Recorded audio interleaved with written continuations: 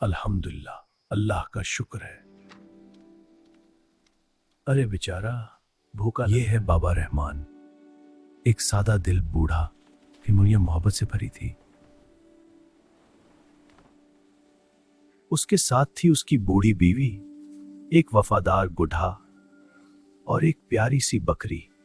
यही उसका खानदान था। अरे नवीद, पानी खत्म हो गया है, बर्तन धोने पड़े हैं। कुनवे से पानी तो ले आओ। अभी बस थोड़ा सा और कर नवीद। घर वालों के लिए ही तो सब है। बाबा नवीद थके हुए कदमों के साथ पानी लेकर वास अपने घर की तरफ चल पड़ा। ये लो पानी आया।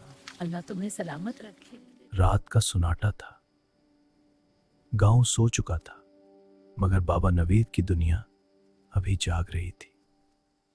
और फिर एक नई सुबह आई, जैसे जिंदगी ने दोबारा मुस्कुराना सीख लिया हो। हर सुबह वो अपने उन साथियों के साथ निकलता, रोजी की तलाश में एक नए सफर पर। मैं जंगल जा रहा हूं, लकड़ियां ले आता हूं, खाना बाद में खा लूंगा।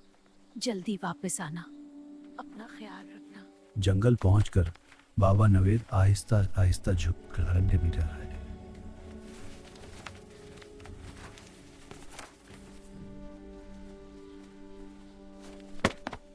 ओए ठहरो ठहरो ठहरो, लकड़ी गिर गई।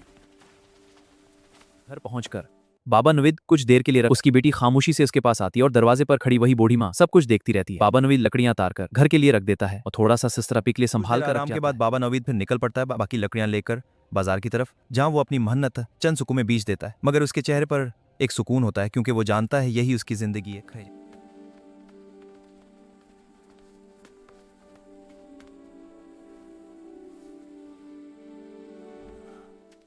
आज बहुत थक गया हूं। आप हाथ मना धो के बैठे, मैं अभी खाना लगाती हूँ।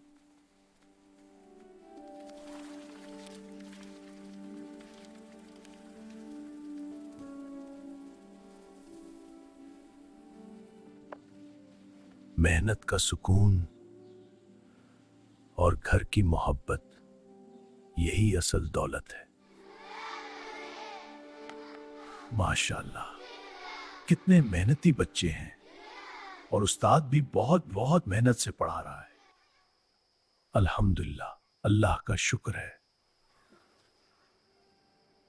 असल खुशी दौलत में नहीं, शुक्र में हो।